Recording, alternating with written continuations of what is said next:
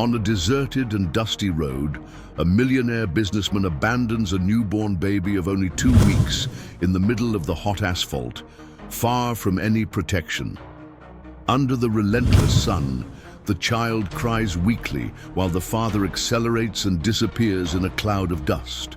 It's then that a majestic white horse, attracted by the crying, approaches the road and demonstrates extraordinary intelligence by recognizing the mortal danger. What this brave animal does to save the baby and get the attention of a truck driver will shock everyone.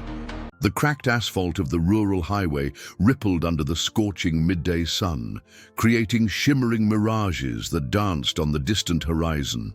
The acrid scent of melting asphalt mingled with the sweet aroma of dry grass, forming a suffocating atmosphere that made the air tremble.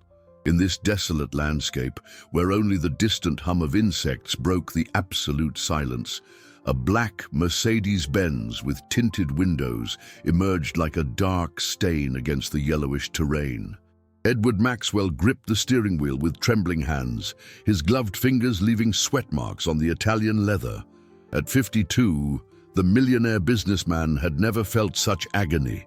His pale face contrasted sharply with the artificial tan he religiously maintained, and beads of perspiration streamed down his forehead despite the air conditioning blasting at full power. In the back seat, a wicker basket swayed gently with each curve in the road. Inside, wrapped in a pink blanket already damp with sweat, a newborn baby cried with surprising force for someone so small.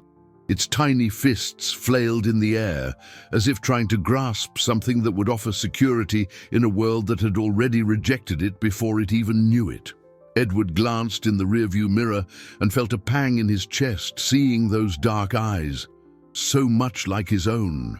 For a moment, a flicker of humanity shone in his gaze, but it was quickly stifled by the weight of the circumstances that had brought him there. The blackmail from his business partner, Robert, echoed in his mind like a death sentence. Either you get rid of that bastard, or I tell everything to your wife and the press. The highway stretched infinitely ahead, cutting through foreclosed farmlands and drylands parched by drought. Faded mile markers indicated the distance to the nearest towns, all too far to offer any hope of help. This was exactly what Edward was looking for, a place where no one would pass for hours, perhaps days. He slowed down upon spotting an especially isolated marker, surrounded only by barbed wire fencing and a few thorny bushes. His hands trembled so violently that he struggled to maneuver the car onto the dusty shoulder. The Mercedes engine idled softly before falling silent, leaving only the baby's persistent cry to break the oppressive stillness. For several minutes, Edward remained motionless, watching the road in both directions. No vehicles, no sign of human life, only the relentless sun and the hot wind that made the dry branches crackle like brittle bones. He knew it was now or never. His wife Victoria already suspected something, and Robert had given him a deadline. 48 hours to resolve the problem or see his entire fortune and reputation crumble. With mechanical movements, Edward got out of the car and opened the back door. The heat hit him like a physical blow, making him stumble momentarily. He carefully picked up the basket, as if carrying a ticking time bomb. The baby had stopped crying and watched him with those enormous eyes, as if it understood the gravity of the moment. Edward's Italian loafers sank into the red, dusty earth as he walked towards the mile marker. Each step seemed to echo in the silent immensity, marking the rhythm of a decision that would forever change the destiny of 2 lives. He placed the basket carefully in the meager shadow of the marker, his hands trembling violently. The baby watched him in silence, as if waiting for the man to change his mind. For an eternal moment, their gazes met, the businessman's filled with guilt and despair, the child's brimming with absolute innocence. Edward felt something breaking inside his chest, but he forced himself to turn away. His steps back to the car were quicker, almost a run. He couldn't afford to hesitate again. He started the engine with trembling hands and sped off, kicking up a cloud of red dust that enveloped the abandoned basket. In the rear-view mirror, he saw the tiny bundle disappearing into the distance and knew he had made the most cowardly decision of his life. The baby's faint cry echoed along the deserted road, mixing with the hot wind that announced an even more relentless afternoon. 3 miles away, on a rural property surrounded by lush green pastures that contrasted with the arid road, a white horse grazed peacefully under the generous shade of a grand old oak tree. Starlight, as he was affectionately called by his owner, had an immaculate coat that shimmered like silver under the light filtered through the leaves. His brown eyes showed unusual intelligence, and his ears moved constantly, catching every sound that echoed across the vast countryside. John Miller, a 63-year-old retired long-haul truck driver, watched the animal from the porch of his simple yet well-kept house. His calloused hands held a mug of coffee as his tired eyes followed the horse's graceful movements. There was a special connection between man and animal, forged over 5 years of silent companionship, ever since John decided to settle on that piece of land after decades plying the nation's highways. Starlight had the peculiar habit of exploring the surroundings of the property during the day, always returning at dusk to the safe shelter of the stable. John never worried about these expeditions, as the horse knew every inch of the region and never ventured beyond the limits he considered safe. It was as if the animal possessed an invisible mental map, demarcating its territory with military precision. This particularly hot afternoon, something disturbed Starlight's peaceful routine. A sudden breeze brought with it a sound that made his ears prick up in maximum alert. It was a cry, faint but persistent, coming from the direction of the main road. The horse raised its head, sniffing the air with dilated nostrils, sensing something its instincts recognized as a cry for help. John noticed the change in the animal's behavior and frowned. In all these years, he had never seen Starlight so agitated. The horse walked in small circles, whinnying softly and looking persistently in the direction of the road. It was as if something invisible was calling him, an urgency that transcended his rational understanding. "What is it, boy?" John murmured, getting up from the rocking chair. "Do you smell a coyote?" But Starlight was not showing fear. His movements revealed anxiety, concern, an inexplicable need to investigate the source of that disturbing sound. Without hesitation, the horse began to trot towards the fence that separated the property from the road, his hooves marking an urgent rhythm on the dry earth. The low fence was no obstacle for an animal of his stature. With an elegant leap, Starlight cleared it and followed the narrow trail that connected the farm to the highway. His instincts guided him like an infallible compass, each step bringing him closer to the sound that stirred something deep within his animal soul. John watched the scene with growing concern. He had never seen the horse leave the property with such determination.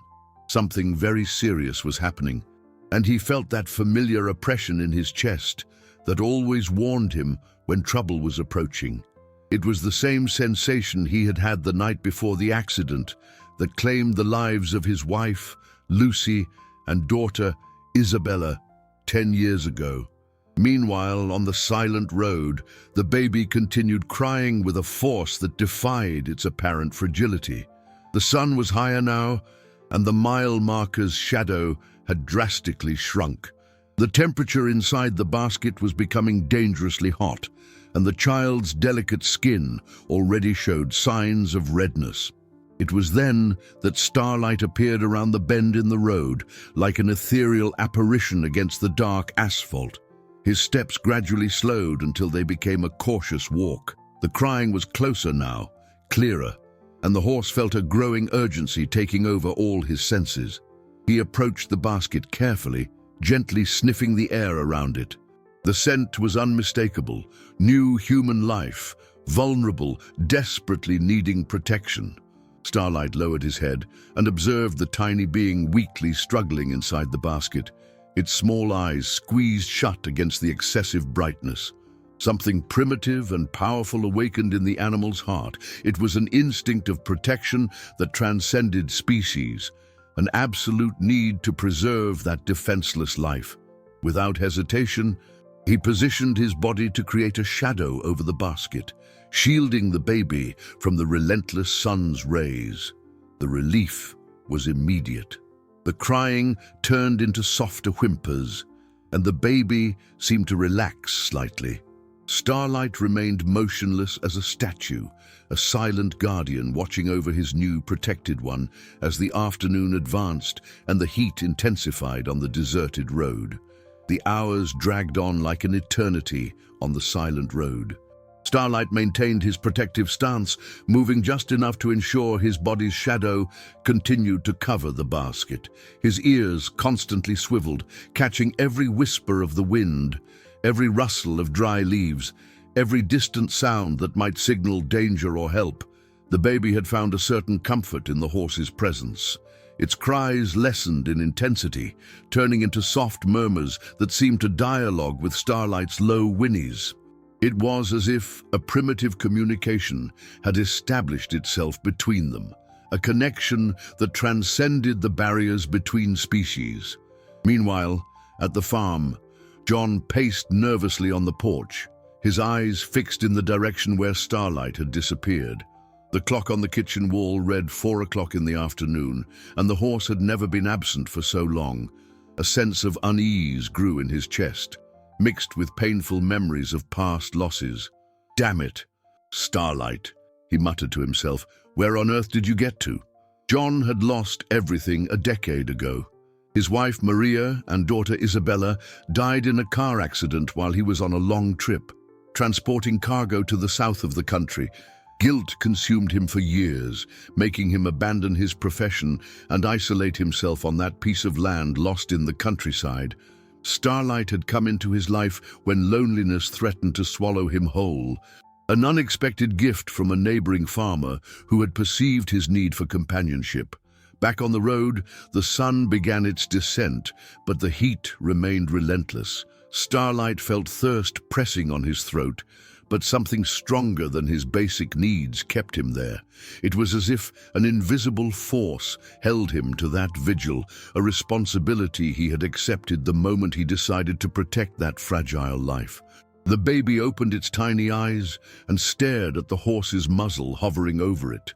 For a magical instant, their gazes met, and Starlight saw in those dark eyes a purity that touched deep within his animal soul.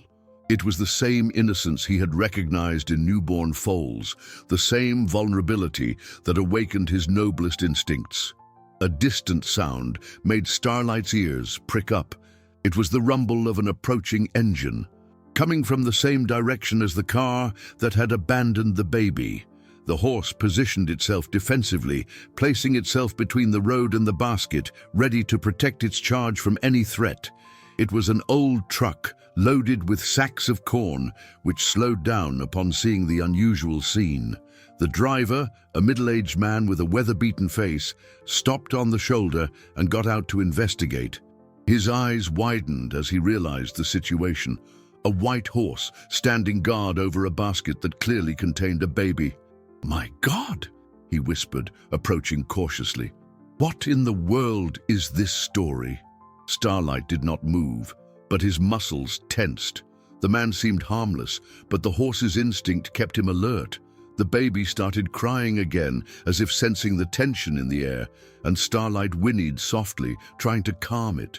The truck driver took off his hat and scratched his head, completely perplexed.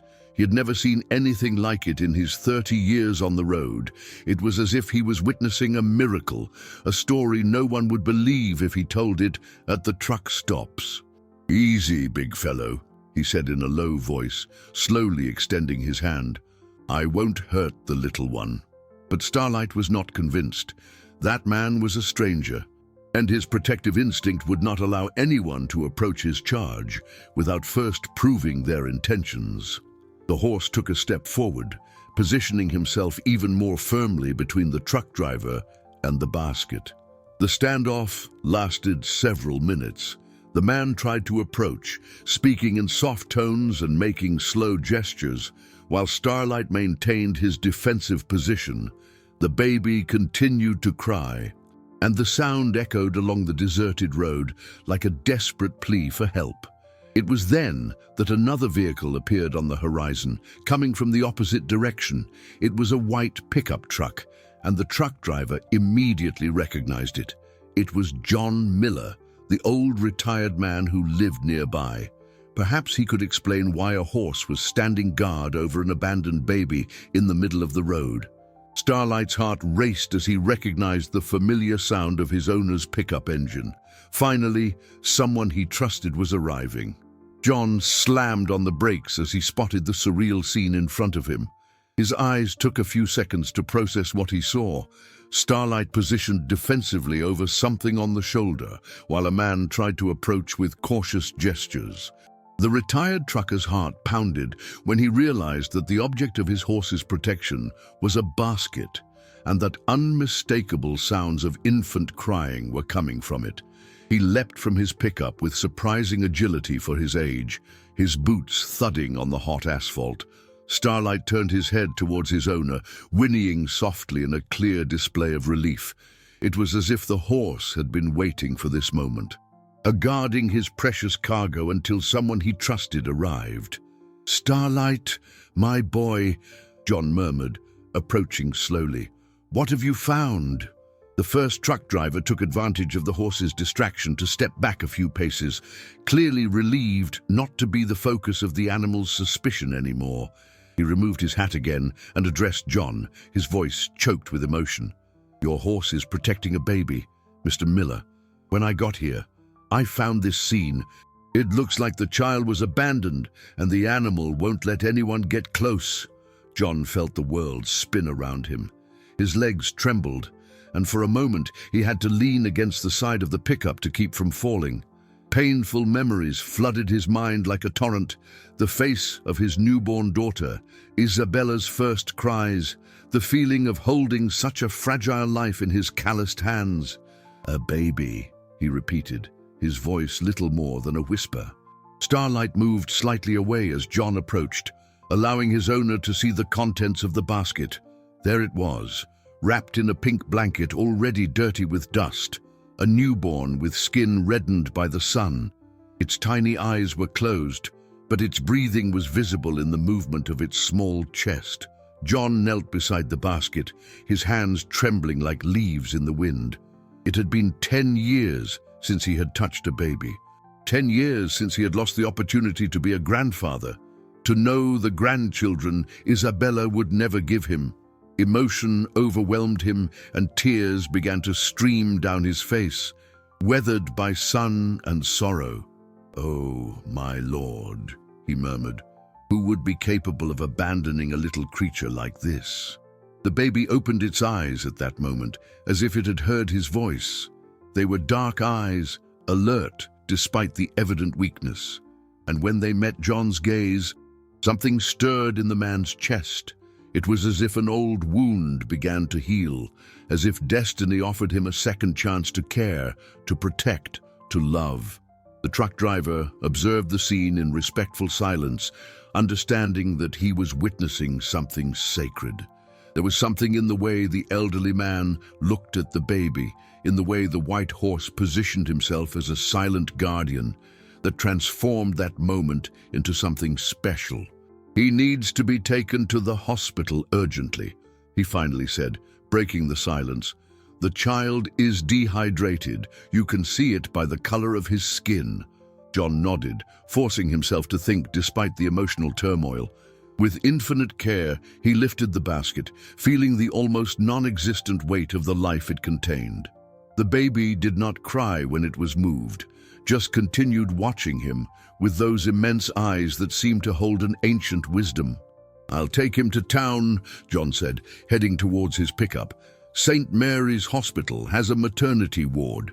Starlight followed his owner's every move, clearly reluctant to let his charge leave. When John placed the basket on the passenger seat of the pickup, the horse approached the open window and extended his muzzle into the vehicle, as if wanting to say goodbye to the baby. "You did a beautiful thing today, boy," John whispered, caressing the horse's muzzle. "And you saved a life." The truck driver got into his truck, promising not to comment on what he had seen to anyone until the situation was clarified. There was something in the seriousness of the moment that demanded discretion, a sense that greater forces were at work. As John started the pickup's engine, Starlight took a few steps towards the vehicle, as if wanting to accompany them. The man waved from the window, promising to return soon, but something in his heart told him their lives had changed forever that day. The pickup drove away, kicking up dust, carrying the baby that a brave horse had saved from abandonment and the scorching sun. St. Mary's Hospital buzzed with typical Friday afternoon activity when John burst through the emergency room's automatic doors, carrying the basket as if transporting the most precious treasure in the world. Nurses and doctors turned towards the unusual scene. A man in simple clothes, his face etched with raw emotion, holding a baby found on the road. "Please, I need help," John cried, his voice echoing down the corridor. "I found an abandoned baby. He seems dehydrated." Dr. Helen Carter, the pediatrician on call, approached quickly. Her 45 years of medical experience had prepared her for emergencies, but something in the man's genuine urgency touched her deeply. With precise gestures, she quickly examined the baby still in the basket. "Take him to examination room 3, now," she ordered a nurse, before turning to John. "Where exactly did you find this child, sir?" John told the story disjointedly, his words mixing with emotion. He spoke about Starlight, about the horse protecting the baby from the sun, about the feeling that he had been guided by a higher power to that moment. The doctor listened with growing attention, making mental notes not only about the child's condition, but about the extraordinary circumstances of the rescue. In the examination room, a medical team worked quickly to stabilize the baby. The tiny creature was dehydrated, but not severely. Its skin showed signs of sun exposure, but nothing that couldn't be treated with proper care. What impressed the professionals most was the child's demonstrated resilience. It was as if he possessed an extraordinary life force. "No, it's a boy," the nurse announced, weighing him carefully. "Approximately 1 week old, normal weight for his age. He's in better condition than we expected." Dr. Carter smiled, relieved. She had feared a much more serious situation. The child cried vigorously, an excellent sign that his vital functions were preserved. While administering the first aid, she couldn't stop thinking about the story of the protective horse. "Mr. Miller," she said, turning to the man who was observing everything with tears in his eyes, "I need to ask you some questions. Do you have any idea who might have abandoned this child?" John shook his head negatively. The area where he found the baby was isolated, frequented only by truck drivers and local residents. There were no clues about the parents' identity or the circumstances that led to the abandonment. "I'll need to report the case to the authorities," the doctor explained. "It's protocol in abandonment situations, but I want you to know that you saved a life today." Meanwhile, the news of the found baby began to spread through the hospital corridors. Staff members whispered about the story of the horse that had protected the child, and some were already calling it a miracle. It was the kind of story that touched hearts and awakened the most genuine human compassion. Nurse Rose, a 60-year-old woman who had worked in the pediatric wing for 3 decades, approached John with a cup of coffee and a maternal smile. "Drink something, dear," she said gently. "You look like you're in shock." John accepted the coffee with trembling hands. The reality of the situation began to settle in his mind. He had found an abandoned baby. And now what? What would happen to that tiny creature? Where would it go once it was discharged from the hospital? "Nurse," he asked hesitantly, "what happens to abandoned babies? Where do they go?" Rose sighed deeply before answering. She had seen many cases over the years, not all with happy endings. It depends on the circumstances. If no relatives appear, the child goes to a temporary shelter while awaiting adoption. Sometimes the process is quick. Other times, she didn't finish the sentence, but John understood. The world was full of children waiting for families, and not all of them were lucky enough to find loving homes. The thought that this baby might grow up in an institution without the individual affection every child deserves broke his heart. Dr. Carter returned to the corridor where John was waiting, bringing good news.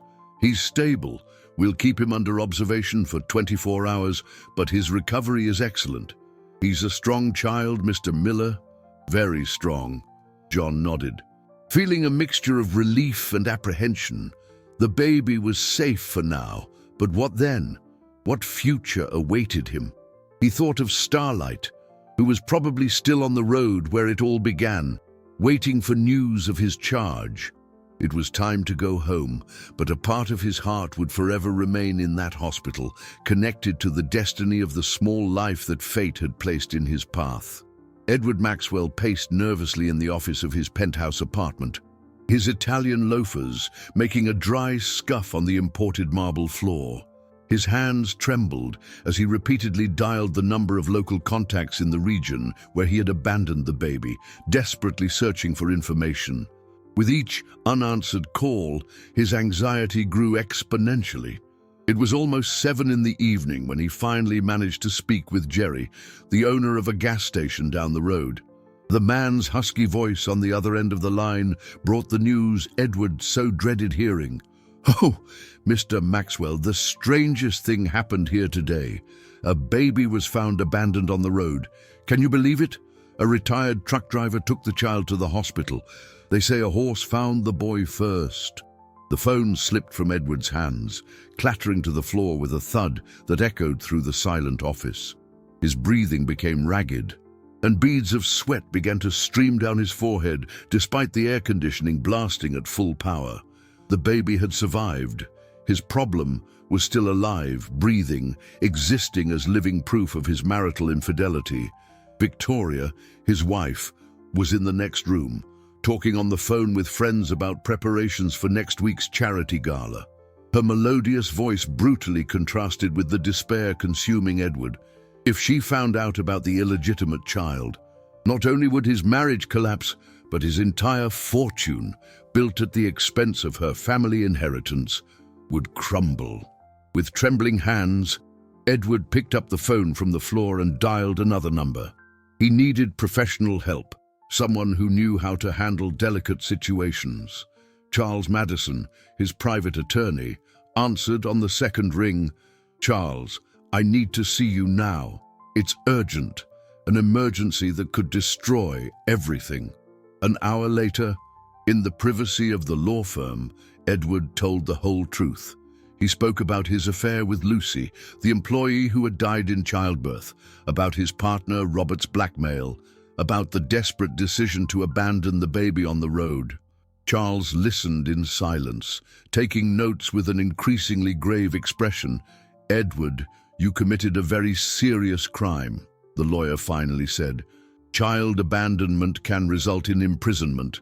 Furthermore, if the press finds out—" "That's why I need your help," Edward interrupted, desperation evident in his voice.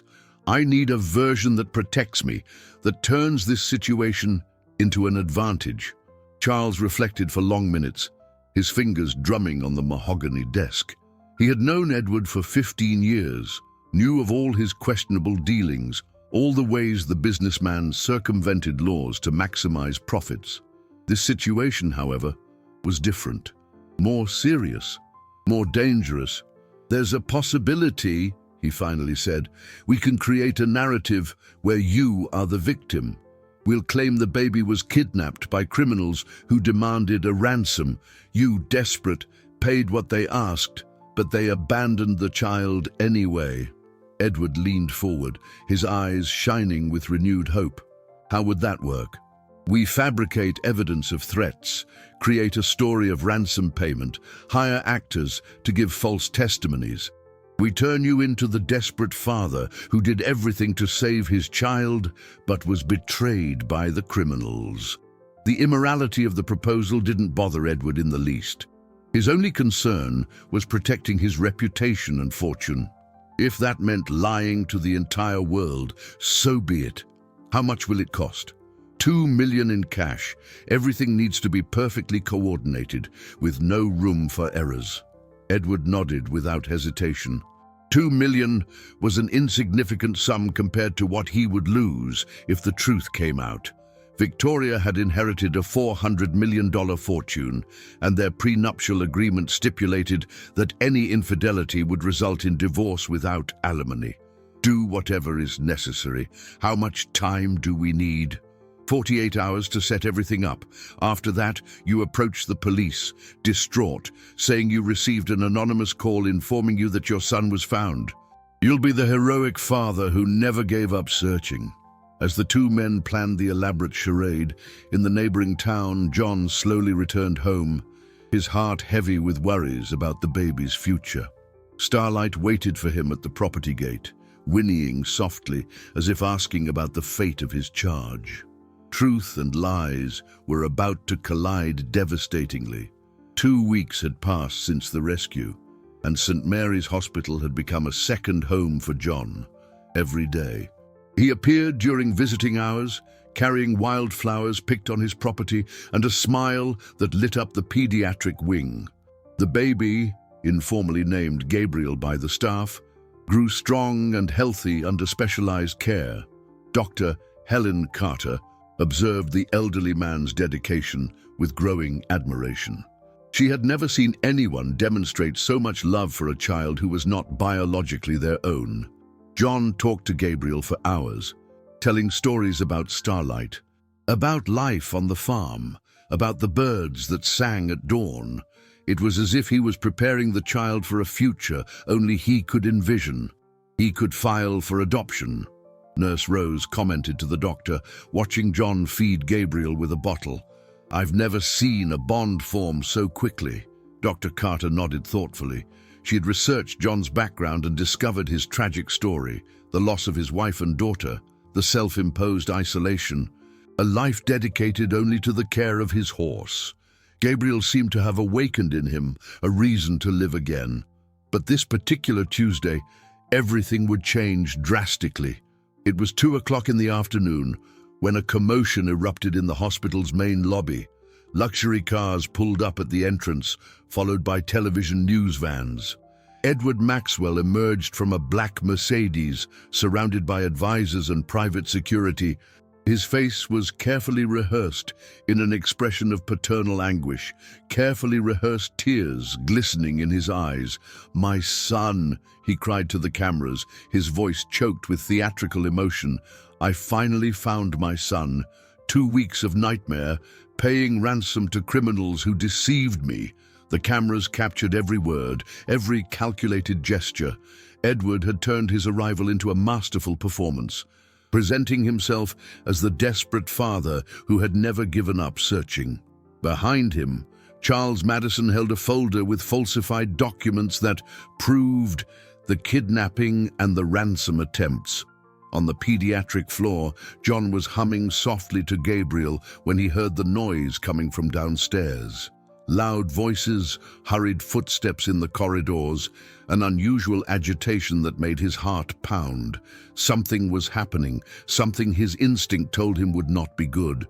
Dr. Carter appeared at the door of the room, her face pale and expression tense. "Mr. Miller, I need to speak with you. Gabriel's father is here." The words hit John like a punch to the gut. Father? How was that possible? Who would abandon a child and then appear as a savior? "What do you mean, doctor?"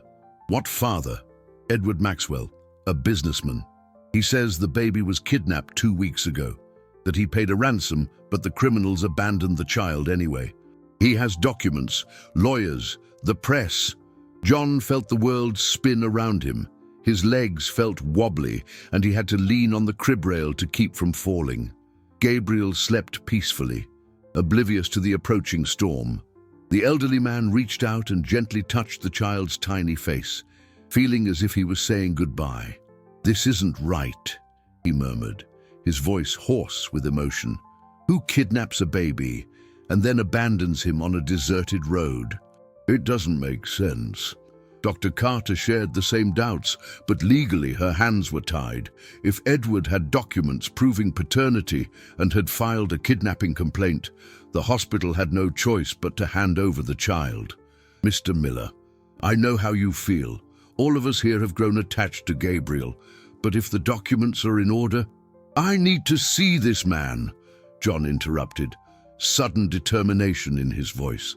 "I need to look him in the eye." In the lobby, Edward continued his performance for the cameras, describing in detail the supposed kidnapping, the threatening calls, the despair of not knowing if he would ever see his son again. Every word was carefully chosen to maximize public sympathy and solidify his version of events. It was then that John appeared in the elevator, slowly descending to the ground floor. His eyes met Edward's across the crowd, and for an eternal moment the two men measured each other. One, genuinely distraught at losing the child he had learned to love, the other, calculatingly playing the role of the devoted father. Edward felt a shiver of recognition. That simple man, in humble clothes and a face marked by life, was clearly the one who had found his son. There was something in his eyes, a purity, a sincere pain that contrasted brutally with his own falsehood. "You," John whispered. Approaching, "You are Gabriel's father." Edward straightened his shoulders, adopting his rehearsed pose. "I am Edward Maxwell, and I am here to take my son home." But John kept staring at him, as if he could read his soul through his eyes. And at that moment, Edward knew he would face a much more difficult battle than he had imagined. The silence in the hospital lobby was deafening, broken only by the constant clicking of camera shutters and the whirring of video cameras. John kept his gaze fixed on Edward, studying every feature of his face, every micro-expression that might reveal the truth behind that charade. His 63 years of life on the road had taught him to read people, and something about that impeccably dressed man exuded falseness. Edward, in turn, grew increasingly uncomfortable under the retired trucker's silent scrutiny. There was something unsettling in the way those honest eyes analyzed him, as if they could see through all the layers of lies he had carefully constructed.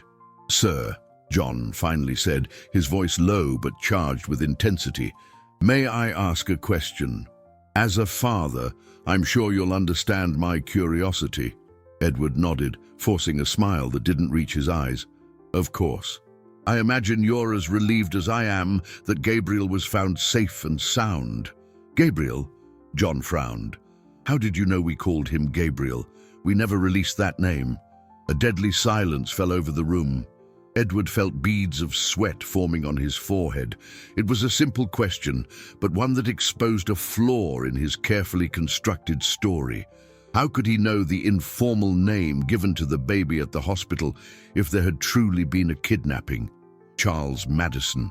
Sensing the danger, quickly intervened. "My client was informed by the doctors when he arrived.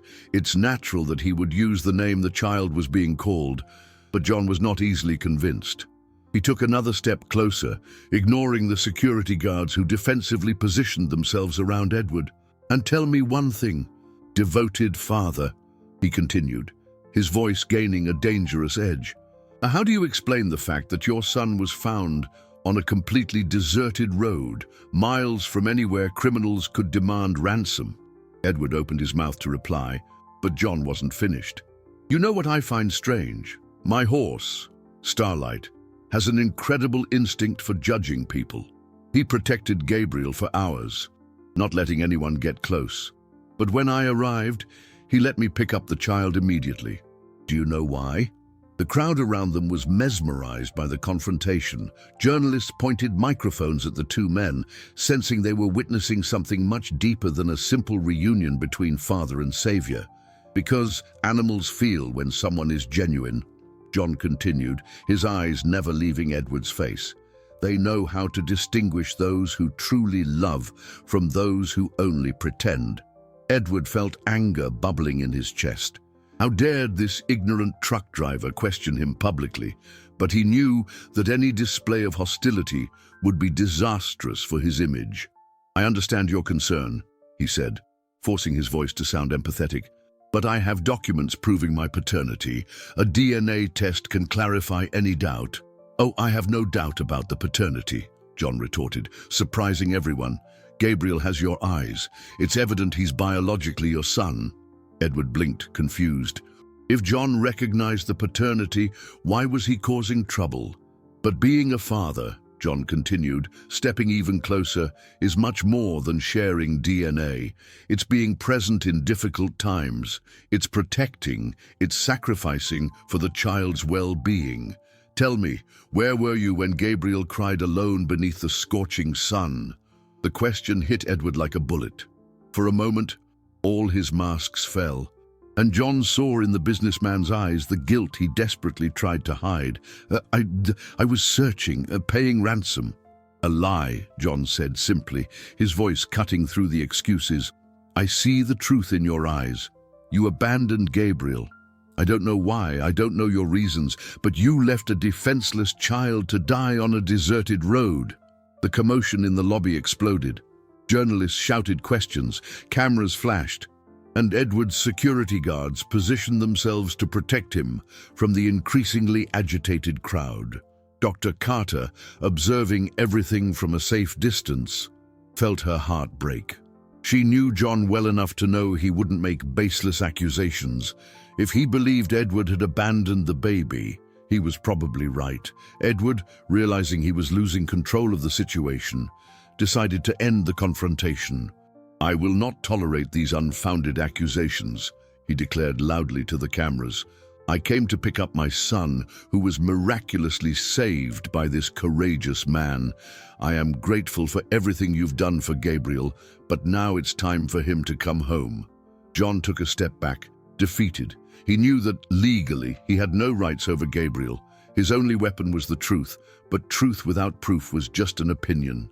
"I just hope," he said, his voice choked with emotion, "that you will be the father Gabriel deserves from now on." Edward motioned to his advisors, signaling it was time to leave. But when he turned to go get the baby, he found in John's eyes a silent promise. The fight for truth had just begun. The pediatric room had never seemed so small and suffocating as at that moment.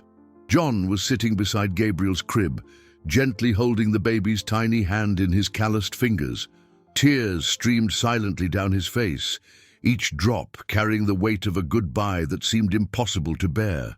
Gabriel slept peacefully, oblivious to the emotional storm unfolding around him. His breaths were soft and regular, and occasionally a small smile played on his lips, as if he were dreaming of something pleasant, perhaps of Starlight's soft whinnies, or of the stories John told during the long afternoons of care. "My little one," John whispered, his voice hoarse with emotion. "Daddy's going to miss you very much." The word "daddy" escaped his lips before he could stop it, and he realized how much he had allowed himself to dream. During these 2 weeks, while caring for Gabriel, he had imagined a different future. He saw himself teaching the boy to walk, to fish in the pond on the property, to talk to Starlight as if the horse could understand every word.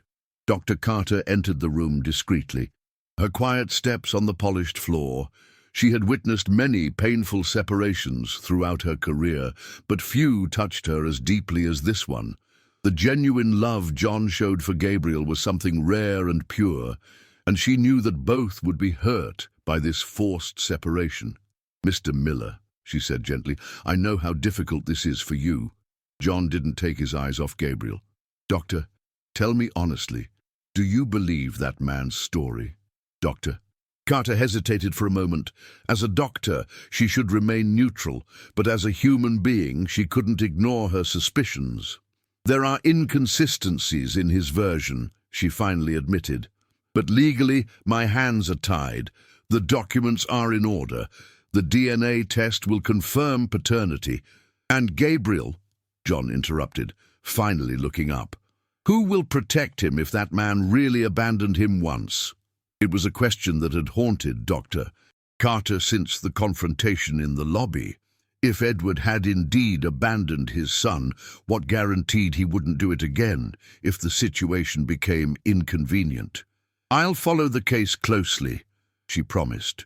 "If there's any sign of neglect or abuse, the authorities will be notified immediately." John nodded, but both knew that might be too late. A baby was completely dependent on adult care, and any failure could be fatal. In the corridor, Nurse Rose approached carrying a tray with bottles. Her eyes were red from crying. She too had grown attached to the boy and his unlikely protector. The entire hospital staff had followed the story from the beginning, and now they felt powerless in the face of the imminent separation. "The paperwork is being finalized," she informed him. Her voice choked. "Mr. Maxwell wants to take Gabriel today." John closed his eyes, feeling as if a part of his soul was being torn away. He had lost a daughter once, and now he was losing another son, not biological, but by heart. The pain was almost identical, only tempered by the maturity of the years. "Can I have a few more minutes with him?" Rose nodded and discreetly withdrew, leaving him alone with Gabriel. John leaned over the crib and gently kissed the baby's forehead, inhaling that sweet, unique scent of a tiny baby. "Gabriel, my son," he murmured, "no matter where you go, know that you were loved very much, and whenever you look at the sky and see a white cloud, remember Starlight, who saved you and protected you when you needed it most." As if he had heard his name, the baby opened his tiny eyes and looked directly at John. It was as if he wanted to memorize that face, to engrave in his memory the person who had given him unconditional love when the world had rejected him. "Be strong, my boy," John continued, "and if you ever need me, somehow I'll know. Fathers by heart feel it when their children are in danger." Edward appeared at the door at that moment, accompanied by Charles Madison and a hospital nurse. He was wearing expensive casual clothes, trying to project the image of the loving father who had come to pick up his son, but his eyes carefully avoided meeting John's gaze. "It's time," he said simply. John slowly stood up, each movement a small torture. He leaned over Gabriel one last time and whispered, "Never forget that you are loved, Gabriel, always will be." With trembling hands, he stepped away from the crib, watching as Edward cautiously approached the child. There was something in the businessman's posture, a tension, a profound reluctance that confirmed all of John's suspicions. When Edward picked Gabriel up in his arms, the baby immediately began to cry, as if sensing something was amiss. The contrast was striking. In John's arms, he always calmed down. With Edward, he seemed agitated and uncomfortable. "He'll get used to it," Edward said more to himself than to the others. "It's a matter of adjustment." But John knew that wasn't it. Gabriel might be just a baby, but instincts don't lie. And at that moment, seeing his little charge struggling in the arms of the man who had abandoned him, John made a silent promise. He would not give up protecting Gabriel, no matter the cost. 3 days had passed since Gabriel was taken from the hospital, and John couldn't find peace. He walked around the property like a wandering spirit, his heavy footsteps echoing in the silence that was once filled by his daily visits to the hospital. Starlight followed him constantly, as if he understood the deep sadness that consumed his owner. The horse also seemed restless. Since John's return without the baby, Starlight had spent long periods watching the road, his ears attentive to any sound that might signal the return of his small charge. It was as if both man and animal were trapped in a never-ending vigil. This Thursday morning, John received an unexpected visit. A woman of approximately 50 descended from a small white car and approached the porch of the house. Her salt and pepper hair was pulled back in a simple bun, and she wore a floral dress that made her look like a retired teacher or nurse. "Mr. Miller?" she asked, approaching with a gentle smile. "My name is Marion Silver. I'm a retired nurse and I live a few miles from here, on the Almeida's farm." John motioned for her to sit in one of the rocking chairs on the porch, offering her a glass of fresh water.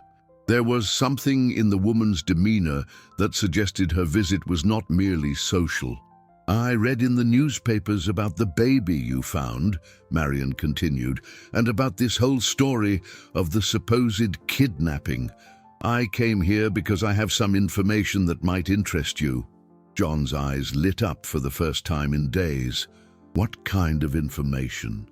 Marion looked around, making sure they were alone, before continuing. "I occasionally volunteer at the town health clinic, and 2 weeks ago, on the day Gabriel was found, I answered a very strange call.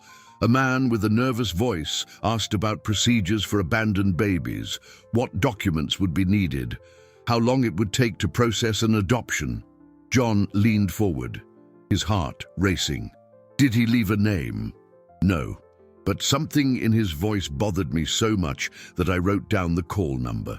After seeing Edward Maxwell on television, I had a suspicion and decided to investigate." Marion took a small piece of paper from her pocket and handed it to John. "This number is registered under Maxwell and Associates. The call was made exactly 4 hours before you found Gabriel on the road."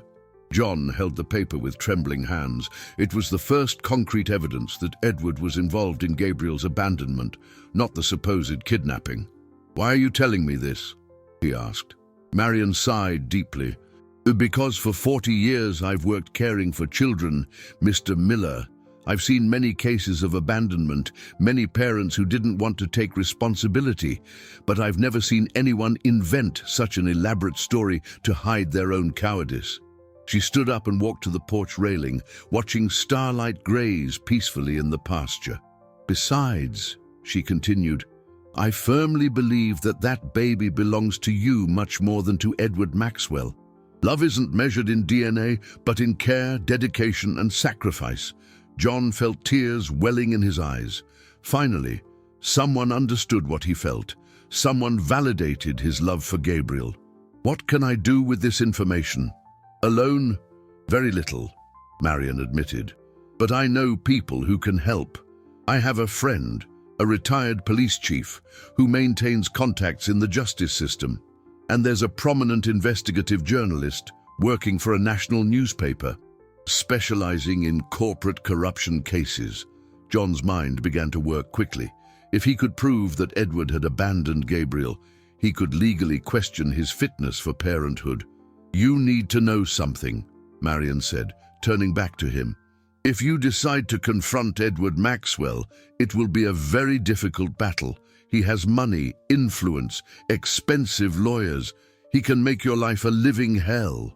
John looked towards the road where it all began, then at Starlight, who raised his head as if he felt something important was being decided. "Ms. Silver," he finally said, "I'm 63 years old. I lost my family once because I wasn't there when they needed me. I won't let that happen again with Gabriel." Marion smiled, recognizing the determination in the man's eyes. "Then we'll need a very well-crafted plan. Edward Maxwell is cunning and dangerous. But he made a mistake by underestimating the strength of true paternal love." She walked towards her car, but before leaving, she turned one last time. "Mr. Miller, may I ask you one more question? Why are you doing this? Gabriel isn't your biological son." John looked at Starlight, who had approached the fence as if wanting to participate in the conversation. "Because sometimes destiny gives us a second chance to do the right thing. Gabriel came into my life through the hands, or rather the hooves of Starlight. It wasn't a coincidence, it was providence." Marion nodded, understanding perfectly.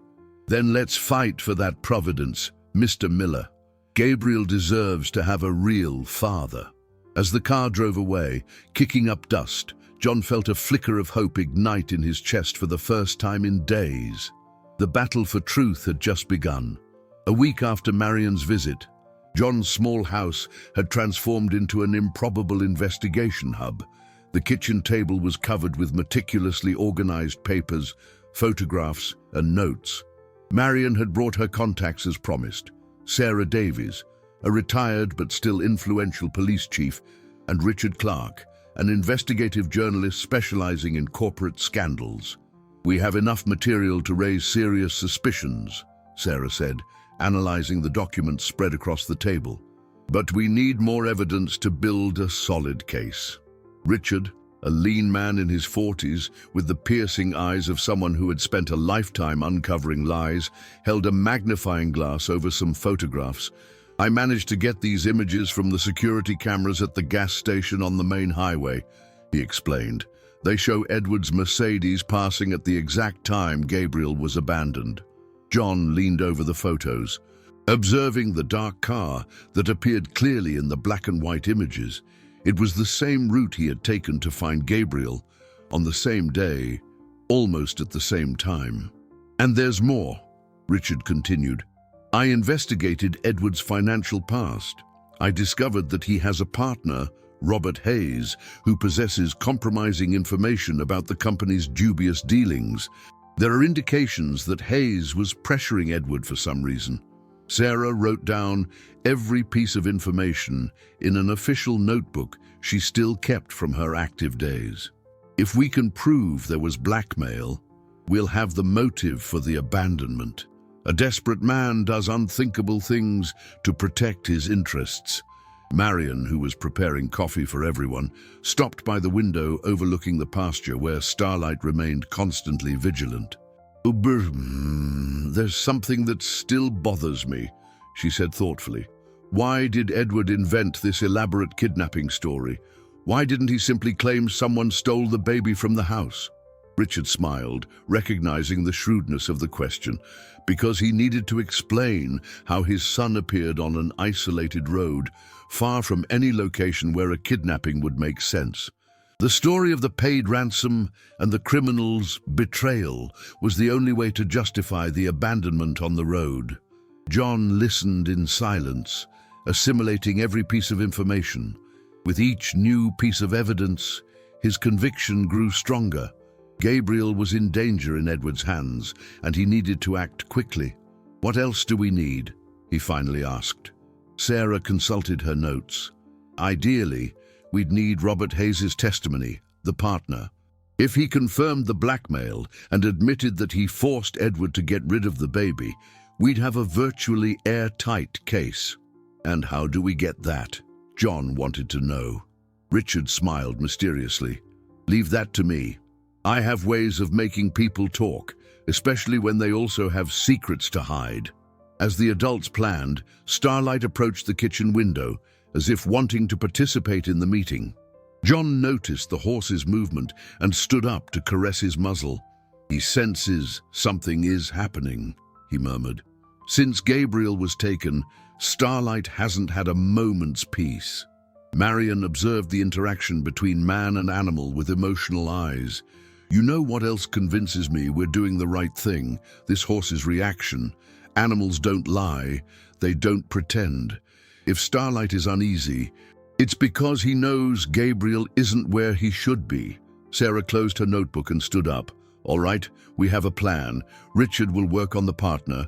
I'll check inconsistencies in the supposed kidnapping documents. And Marion will continue investigating medical contacts who might have information about Edward." "And me?" John asked. "You'll do the hardest part," Sarah replied seriously. "You'll need to keep your distance from Edward and Gabriel while we work.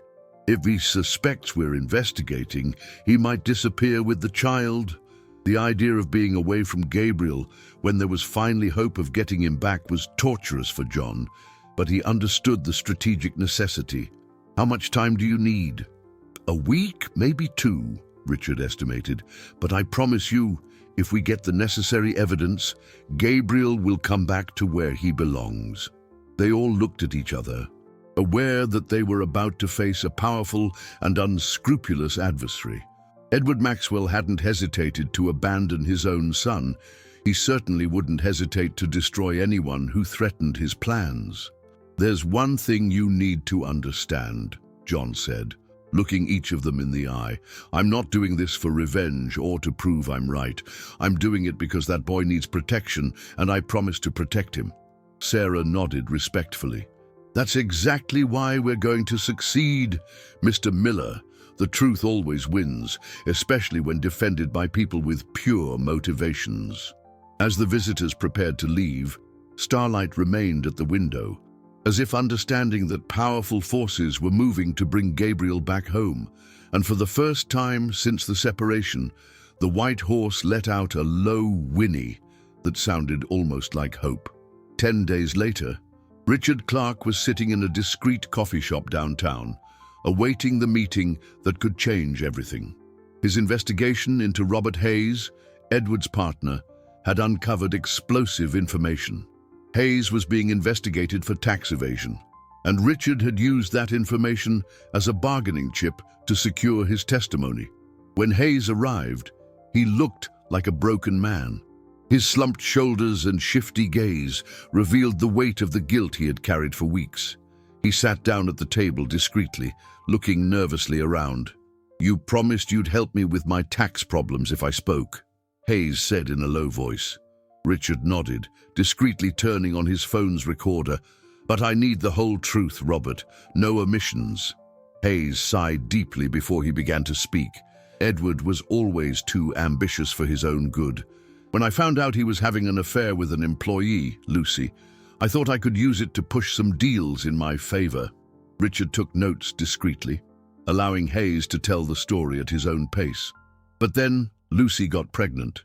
Edward was desperate because he knew if Victoria found out, he'd lose everything. Their prenup is ironclad. Any infidelity would result in divorce without alimony. And then Lucy died in childbirth. Edward thought he was free of the problem, but I had photos, messages, proof of the relationship, and now there was a baby, living evidence of the betrayal. Hayes paused, clearly struggling with guilt. "I put the pressure on. I told him if he didn't get rid of the child somehow, I'd tell Victoria and the press everything. I never thought he'd actually do something so terrible." Richard maintained a neutral expression, but internally he celebrated. It was exactly the confession they needed. "Did you know he abandoned the baby on the road? I found out later. When the kidnapping story appeared in the newspapers, I realized what he had done. I was disgusted with myself. It's one thing to blackmail for money, but quite another to be responsible for abandoning a child." Hayes took an envelope from his pocket. "That's why I decided to speak. Here's all the proof of the extramarital affair. The messages where I pressured Edward, everything. I can't live with this on my conscience anymore."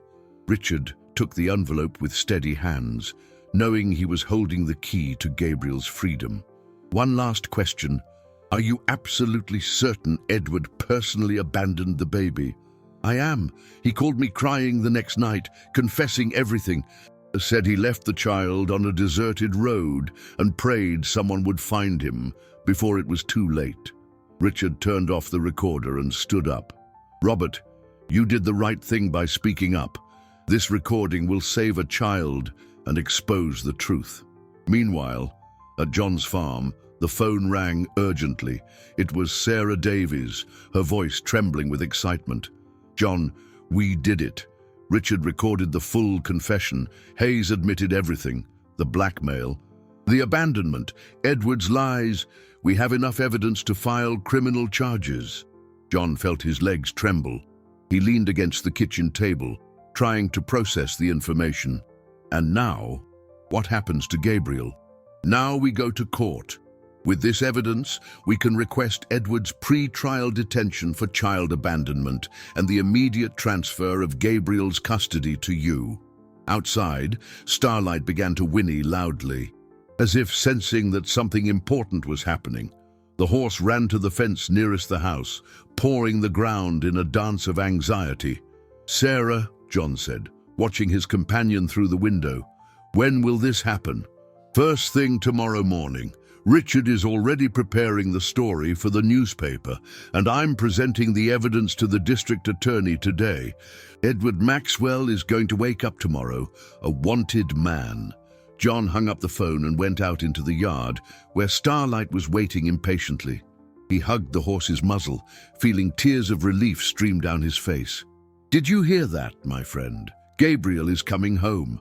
Starlight whinnied softly, as if understanding every word.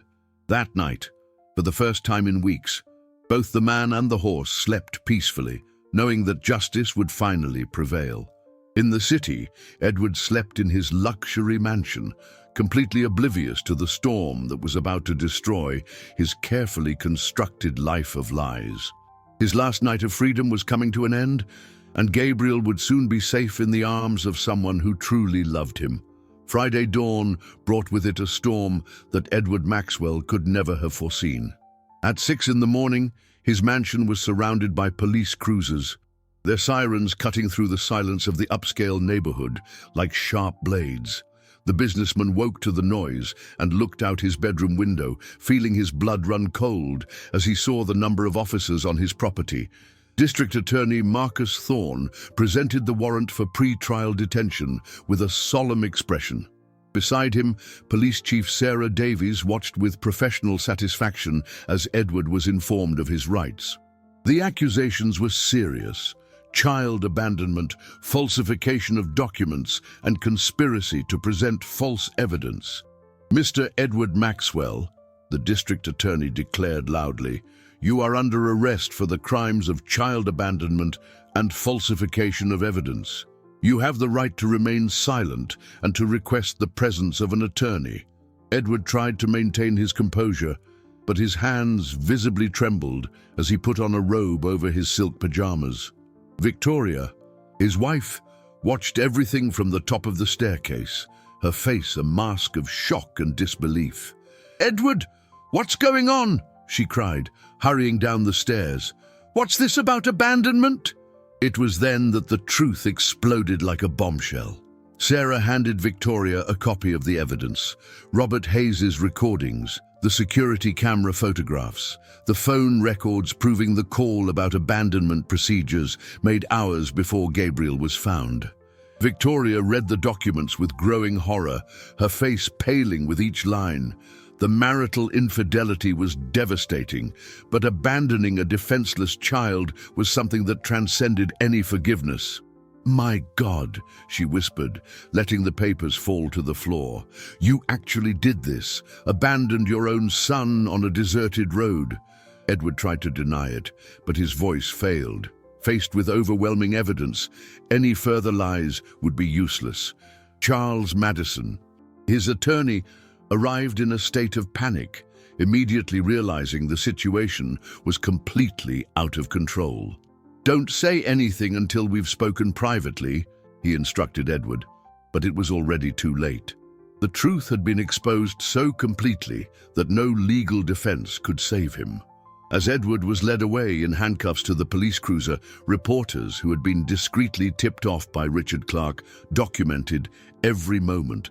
The same press he had used to create his charade now documented his spectacular fall. At John's farm, the phone rang insistently. It was Dr. Helen Carter, her voice filled with emotion and relief. "Mr. Miller, I just received the court order. Gabriel is being transferred immediately into your temporary custody with a view to permanent adoption. You can come pick him up right now." John felt his legs buckle with emotion. He had dreamed of this moment, but a part of him had never truly believed it would happen. Starlight, as if sensing his owner's joy, began to run in circles in the pasture, whinnying loudly with happiness. "We're coming," John said, barely able to control his voice. "Tell Gabriel Daddy's on his way." The drive to the hospital was the longest of John's life. Marion had insisted on accompanying him, knowing how important this moment was. In the back seat of the pickup, she held a small new basket, identical to the one in which Gabriel had been found, but now filled with love, clean clothes, and a promising future. At the hospital, a small crowd had gathered to witness the reunion.